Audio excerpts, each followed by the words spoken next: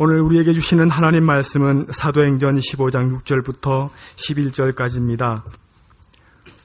사도와 장로들이 이 일을 의논하러 모여 많은 변론이 있은 후에 베드로가 일어나 말하되, 형제들아, 너희도 알거니와 하나님이 이방인들로 내 입에서 복음의 말씀을 들어 믿게 하시려고 오래전부터 너희 가운데서 나를 택하시고, 또 마음을 아시는 하나님이 우리에게와 같이 그들에게도 성령을 주어 증언하시고 믿음으로 그들의 마음을 깨끗이 하사 그들이나 우리나 차별하지 아니하셨느니라. 그런데 지금 너희가 어찌하여 하나님을 시험하여 우리 조상과 우리도 능히 매지 못하던 몽에를 제자들의 목에 두려느냐. 그러나 우리는 그들이 우리와 동일하게 주 예수의 은혜로 구원받는 줄을 믿노라 하니라. 아멘. 7개월 전에 제가 안식월을 시작하기 직전 한 교우님이 제게 보낸 편지 중에 이런 내용이 있었습니다. 우리에게는 7개월이 긴 기간이겠지만 목사님께는 아주 짧게 여겨지겠습니다. 지나고 보니 그분 말씀이 맞았습니다. 안식월을 끝내고 집으로 돌아와서 잠자리에 누우니 7개월이라는 기간이 얼마나 순식간에 지나가 버렸는지 마치 하룻밤 사이에 끝나버린 것처럼 느껴졌습니다.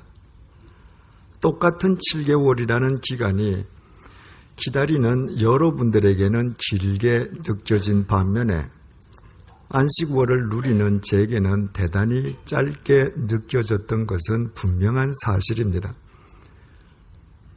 그러나 역설적이게도 실은 그 반대이기도 합니다.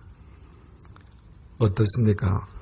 주님 안에서 이렇게 다시 만나고 보니 길게 여겨졌던 7개월이 한순간에 지나간 것처럼 여겨지지 않습니까?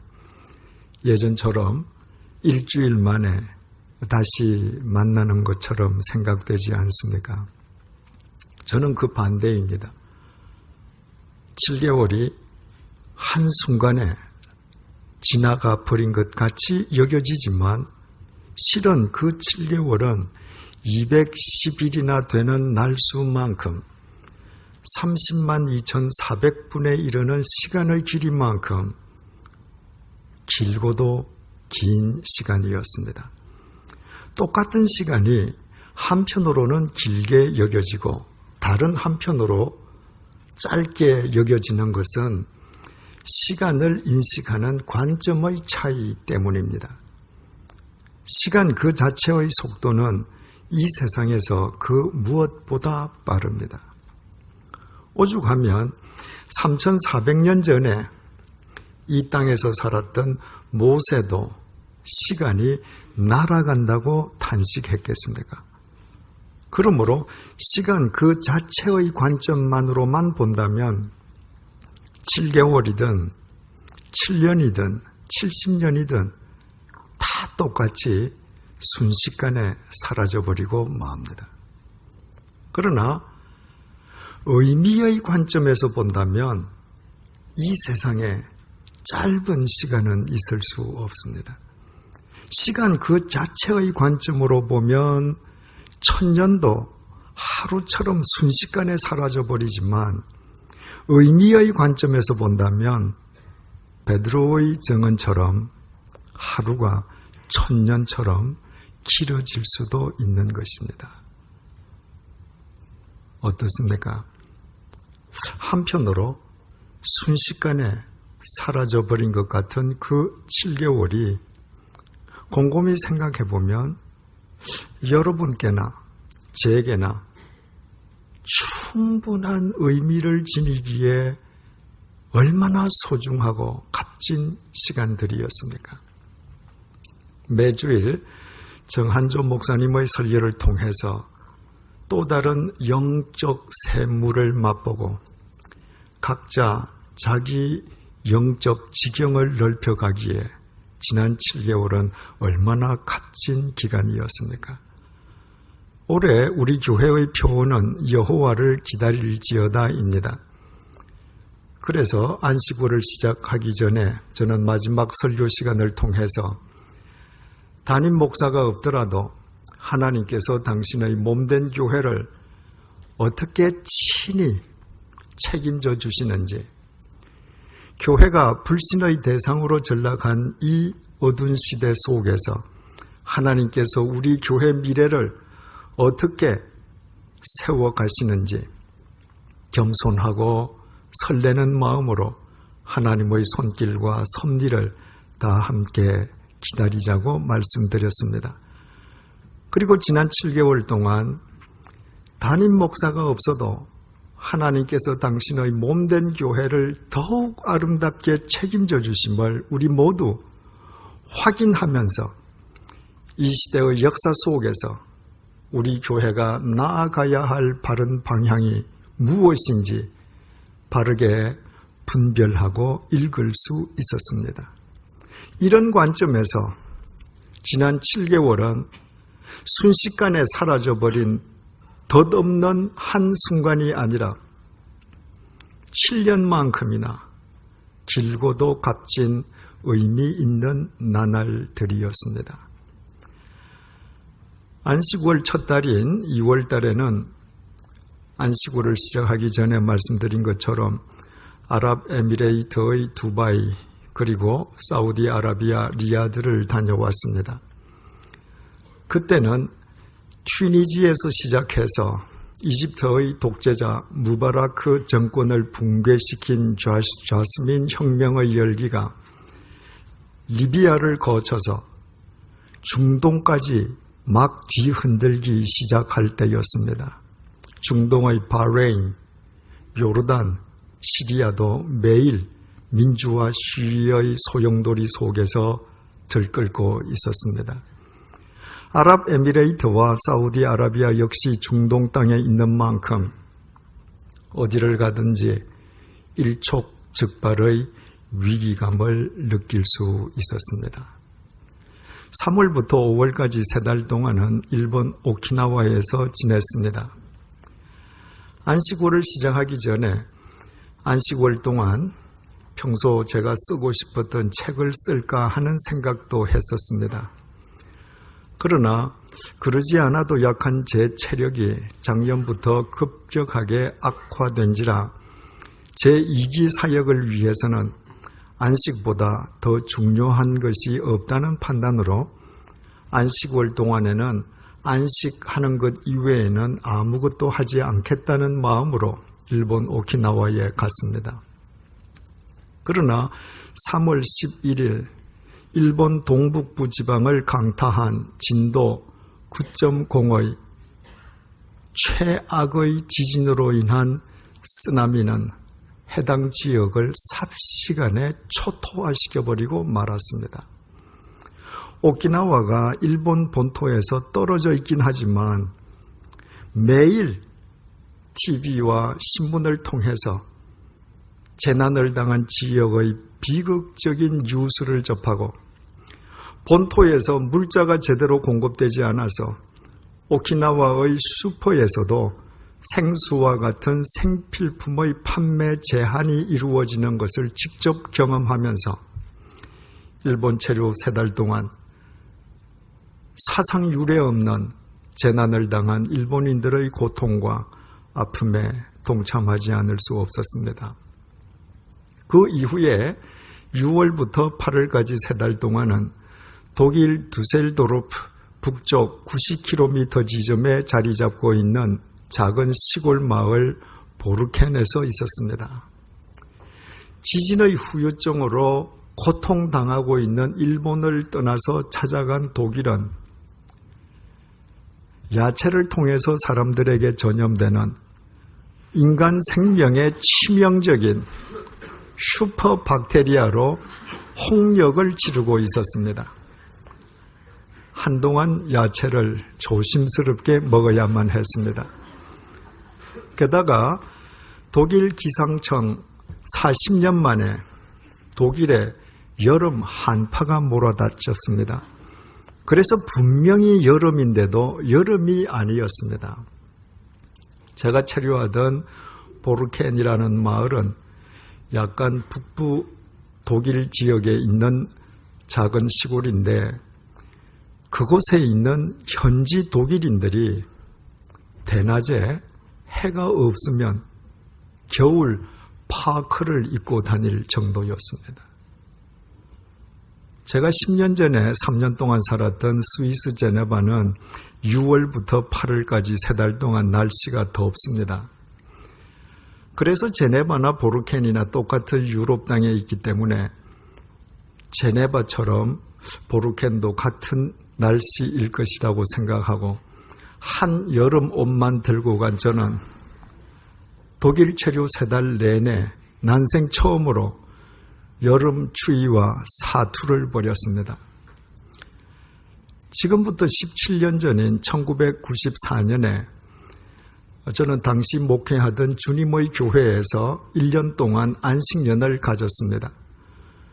그해 1월 17일 미국 로스안젤레스를 찾아갔는데 한밤중에 잠을 자다가 진도 6.6의 지진을 만났습니다. 한순간에 두동강이 난 고가도로, 뒤틀린 고속도로, 무너져 내린 건물, 가스관 폭발로 인한 화재, 산산이 흩어진 유리 파편 조각으로 LA의 한 지역이 삽시간에 아비규환의 생지옥으로 변하는 것을 보았습니다. 이튿날인 1월 18일 거의 모든 항공편이 취소된 로스안젤레스 공항에서 가까스로 비행기를 타고 다음 행선지인 미국 동부 보스턴으로 갔습니다. 그날 밤에는 미국 동부 보스턴과 뉴욕 일대에 사상 최악의 한파가 닥쳤습니다. 그날 하룻밤 사이에 무려 100여 명이 얼어 죽었습니다. 그때 깊이 깨달은 것이 있습니다.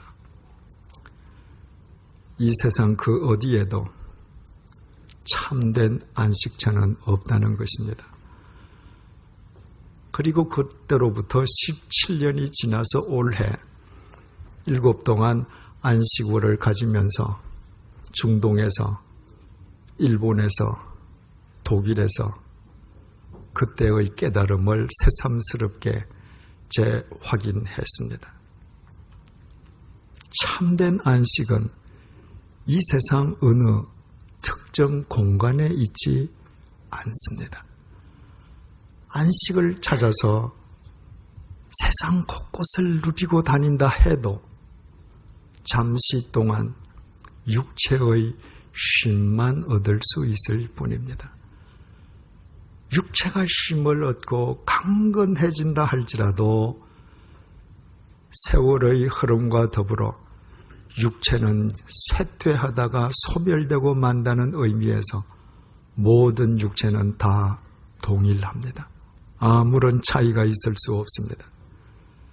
하나님께로 돌아가기 전까지는 내게 참된 평안이 없었다는 어거스틴의 고백처럼 결코 소멸하지 않는 안식, 이 세상 그 무엇도 요동치게 할 수 없는 안식은 오직 위로부터 하나님으로부터만 주어집니다.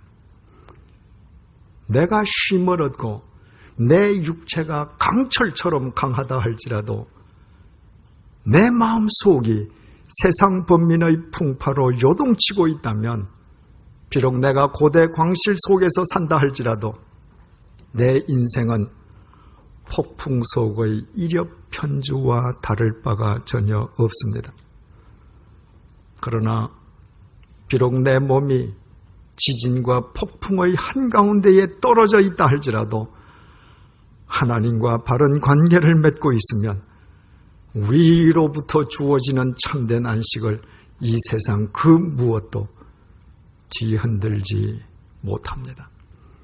영원한 요새요, 영원한 산성이신 삼위일체 하나님만 우리의 영원한 안식처가 되시기 때문입니다. 안식월 동안 제가 읽었던 시들 가운데에 제 마음속에 긴 여운을 남긴 시가 있습니다. 시인 정호승 선생의 낡은 의자를 위한 저녁 기도입니다. 그동안 내가 앉아 있었던 의자들은 모두 나무가 되기를, 더 이상 봄이 오지 않아도 의자마다 싱싱한 뿌리가 돋아 땅속 깊이 깊이 실 뿌리를 내리기를, 실 뿌리에 매달린 눈물들은 모두 작은 미소가 되어 복사꽃처럼 환하게 땅속을 밝히기를, 그동안 내가 살아오는 동안 앉아 있었던 의자들은 모두 플라타나스 잎새처럼 고요히 바람에 흔들리기를, 더 이상 새들이 날아오지 않아도 높게 높게 가지를 뻗어 별들이 쉬어가는 숲이 되기를, 쉬어가는 별마다 새가 되기를, 나는 왜 당신의 가난한 의자가 되어주지 못하고 당신의 의자에만 앉으려고 허둥지둥 달려왔는지, 나는 왜 당신의 의자 한 번 고쳐주지 못하고 부서진 의자를 다시 부수고 말았는지, 산다는 것은 결국 낡은 의자 하나 차지하는 일이었을 뿐, 작고 낡은 의자에 한 번 앉았다가 일어나는 일이었을 뿐. 시인은 인생을 낡은 의자라고 표현하고 있습니다. 인생을 다 살고 보니 인생은 거창한 것도 대단한 것도 아니었습니다. 인생은 고작 낡은 의자 하나 차지하는 것이었습니다. 새 의자가 세월이 흐르면 낡은 의자가 되는 것처럼 아무리 강건한 몸이라 할지라도 세월이 흐르면 쇠퇴하고 소멸하는 것은 그 누구도 거스를 수 없는 자연의 법칙입니다. 그렇다고 인생이 무한정 긴 것도 아닙니다. 인생은 시작하기가 무섭게 낡은 의자에 한번 앉았다가 이내 일어서는 것처럼 순식간에 한순간에 끝나버리고 맙니다. 이 사실을 깨닫는다면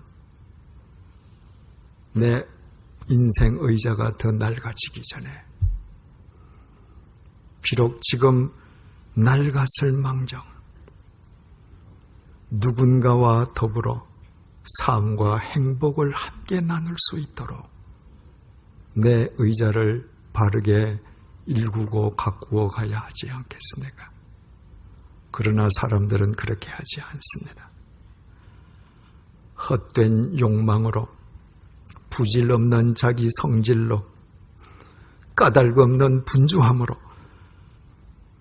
자기 인생 의자를 마구 망가뜨리면서 자신은 말할 것도 없고 다른 사람도 앉지 못하게 합니다. 게다가 남의 인생까지 탐하느라 다른 사람의 인생 의자까지 부숴버리고 맙니다. 그러다가 자기 인생의 황혼이 깃든다는 사실을 알고서야 그제서야 고작 남아있는 것이라곤 볼품없는 낡아빠진 의자 하나밖에 없음을 깨닫고 그 아름답고 그 가능성 많던 자기 인생 의자와 타인의 인생 의자를 어이없이 마구 망가뜨려온 자신의 어리석음을 후회합니다. 그리고 지금이라도 나의 이 낡은 인생 의자가 대지 속에 뿌리를 내리고 잎을 돋우고 환한 복사꽃을 피워 땅속의 어둠을 밝힐 수 있다면 얼마나 좋을까. 하늘의 별들이 쉬어가고 쉬어가는 별들이 새들이 되는 생명의자가 되면 얼마나 좋을까 한탄합니다. 그러나 아무리 한탄해도 그것은 불가능합니다. 낡아진 의자가 새 의자로 환원되는 법이 없듯이 한번 낡고 쇠해진 인생은 결코 옛날로 되돌아가지 않습니다. 그것은 절대로 불가능합니다. 그러나 그것은 절대로 가능합니다.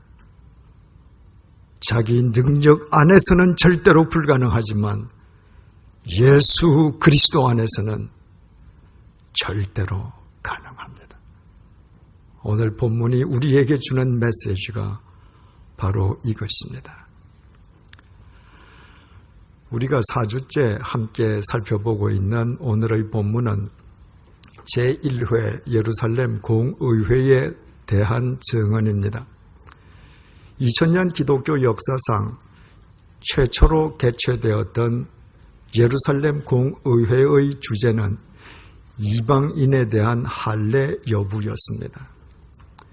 2000년 전 초대 교회를 이루고 있던 유대인들 가운데에는 예수 그리스도의 구원은 하나님의 선민인 유대인에게만 국한된다는 그릇된 유대주의 사상에서 벗어나지 못한 유대인들이 많이 있었습니다. 그들은 유대교로 개종하기 원하는 이방인들에게 할례의 의무를 요구하는 것처럼 예수 그리스도의 복음을 영접하고 그리스도인이 되기 원하는 이방인 크리스천에게도 구원을 위한 필수 조건으로 반드시 할례를 요구해야 한다고 주장했습니다. 할례가 구원을 위한 필수 조건이라고 하는 것은 율법을 쫓는 인간의 선행적인 행위가 구원을 위한 절대 조건이라는 것과 같은 말이었습니다. 그것은 오직 예수 그리스도의 십자가와 보혈의 공로로 구원을 받는다는 복음과 정면으로 위배되는 그릇된 주장이었습니다. 예수 그리스도께서는 그릇된 유대주의 사고에서 옥죄물 당하고 있는 사람들을 해방시키시기 위해 이 땅에 오셨는데 문제의 유대인들은 예수 그리스도께서 당신의 핏값으로 해방시킨 사람들을 다시 그릇된 유대주의로 올가매는 과오를 범하고 있었습니다.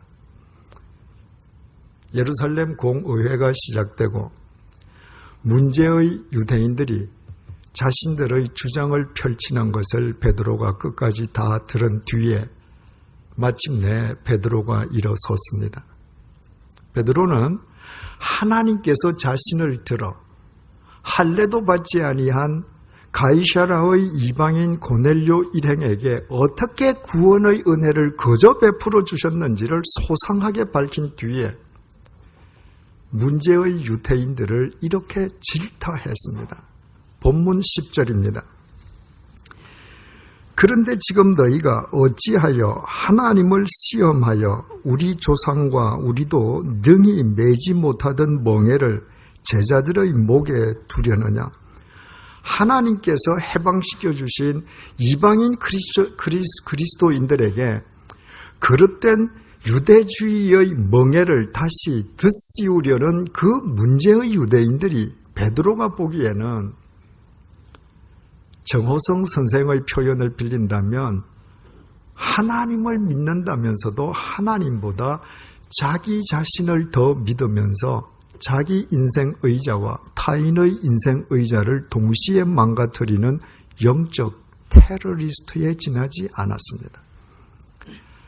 베드로는 본문 11절을 통해서 이렇게 결론을 맺었습니다. 그러나 우리는 그들이 우리와 동일하게 주 예수의 은혜로 구원받는 줄을 믿노라. 베드로는 유대인이든 이방인이든 하나님의 은혜로 그저 구원을 얻게 됨을 명백히 했습니다.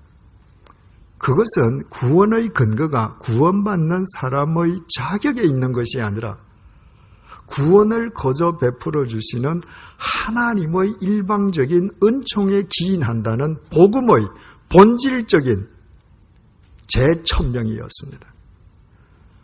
복음의 본질적인 그 베드로의 재천명의 토대 위에서 초대교회는 이방인에 대한 할례 문제로 자칫 분열될 수도 있었던 위기를 극복하고 복음 위에서 더욱 견고하게 세워질 수 있었습니다. 이런 관점에서 베드로는 자기 인생과 타인의 인생을 동시에 생명의자로 승화시켜주는 진정한 생명의 사람이었습니다.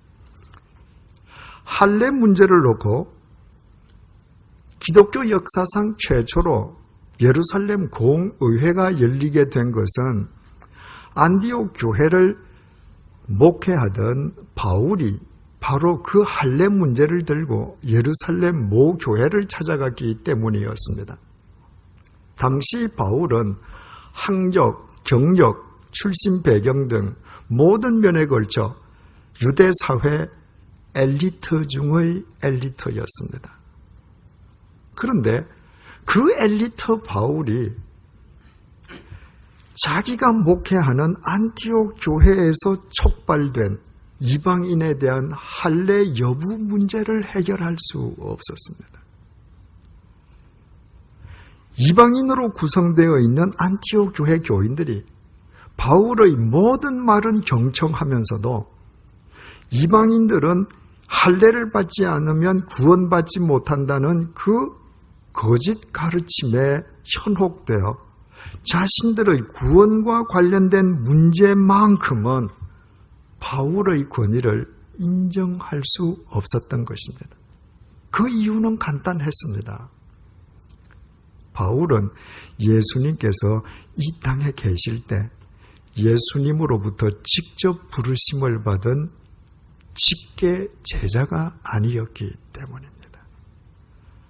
그 엘리트 바울에 비하면 베드로는 아무것도 배운 것 없는 무식하고 비천한 갈릴리 어부 출신이었습니다. 그런데 배운 것도 없고 비천하기 짝이 없는 그 베드로에 의해서 자칫 분열의 위기에 빠질 수도 있었던 할례 문제가 종결되게 되었습니다. 그것은 베드로의 능력으로 인함이 아니었습니다. 예수님께서 이 땅에 계실 때 그 무식하고 비천한 베드로를 당신의 직계 제자로 그저 불러주셨기 때문이었습니다. 그래서 베드로는 자신을 거저 불러주신 그 주님의 은혜를 예루살렘 공의회에서 증언한 것이었습니다. 엘리트 바울이 그때 그 자리에 베드로가 있었기에 그 이후에 더 이상 할례 문제에 얽매이지 않고 복음을 더 널리 전할 수 있었으면 두말할 나위가 없습니다. 베드로나 바울이 일평생 복음을 위해서 살았다고 해서 그들이 낡은 의자로 쇠하지 않은 것은 아니었습니다. 세월이 흘러가면서 그들의 육체도 낡은 의자로 쇠해졌고 끝내 베드로는 십자가형으로, 바울은 참수형으로 그들의 육체는 이 세상에서 소멸되어 버리고 말았습니다. 그래서 그것으로 끝이었습니까? 그렇지 않았습니다. 그들은 그들이 믿었던 예수 그리스도 안에서, 그들이 우리에게 전해준 복음 안에서 오늘도 영원히 살아 있습니다. 그들은 비록 날로 낡아가는 낡은 의자에 지나지 않았지만 그들의 삶의 뿌리를 영원하신 예수 그리스도의 생명 안에 굳게 내리고 있었기에 그들은 2000년이 지난 오늘날 우리에게까지 그들이 전해준 복음을 통해서 우리가 참된 안식을 누릴 수 있게끔 생명의자의 역할을 감당해주고 있습니다. 이 사실을 살아생전에 터득했기에 바울은 고린도후서 4장 16절을 통해서 이렇게 고백했습니다. 그러므로 우리가 낙심하지 아니하노니 우리의 겉사람은 낡아지나 우리의 속사람은 날로 새로워지는도다. 베드로나 바울이나 이런 믿음을 지니고 있었기에 주님을 위해서라면 십자가형도 참수형도 피하지 않았습니다. 주님 안에 있을 때 주님께서 주신 그 참된 안식을 십자가형의 죽음도 참수형의 죽음의 폭풍도 뒤흔들 수 없었기 때문입니다. 설령 100년을 산다 한들 인생 그 자체는 순식간에 끝나버리고 맙니다. 그러나 비록 20-30년밖에 못 산다 한들 참된 의미를 추구하는 사람에게 그 20-30년은 영원으로 접속됩니다. 참된 의미 속에서만 진정한 안식을 누릴 수 있는 이유가 바로 여기에 있습니다. 다음은 에밀리 디킨슨의 시 내가 만약입니다. 내가 만약 단 한 사람의 가슴 아리를 멈추게 할 수 있다면 나 헛되이 사는 것이 아니리. 내가 만약 한 생명의 아픔을 쓰다듬어 줄 수 있다면, 고통 하나라도 들어줄 수 있다면, 혹은 기진맥진한 한 마리 울새를 둥지로 되돌아가게 도와줄 수 있다면 나 헛되이 사는 것은 아니리. 세월이 흘러도 헛되이 살지 않기를 바라십니까? 참된 의미를 추구하기를 원하십니까? 세월이 흘러가 비록 자신은 낡은 인생 의자로 쇠해간다 할지라도 예수 그리스도 안에서 많은 사람들과 삶과 행복을 함께 나누는 생명 의자로 승화되기를 원하십니까? 예수 그리스도 안에서 가능합니다. 예수 그리스도께서는 낡은 의자에 지나지 않는 우리의 인생을 생명 의자로 승화시켜 주시기 위해 이 땅에 오신 영원한 생명 의자이시기 때문입니다. 그분이 지금 그 의자 위로 우리를 초청하시기 위해 지금 이 자리에 임해 계십니다. 기도하시겠습니다.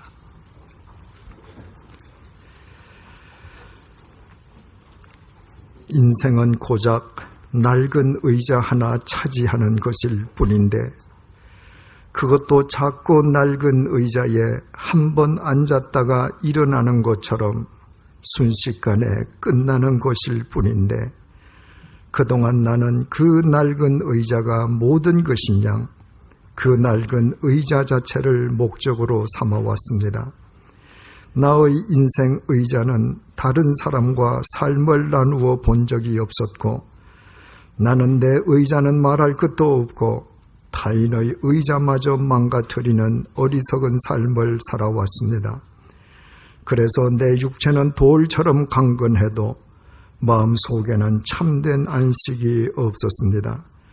이 모든 허물을 회개하오니 하나님 아버지의 자비하심으로 용서해 주십시오.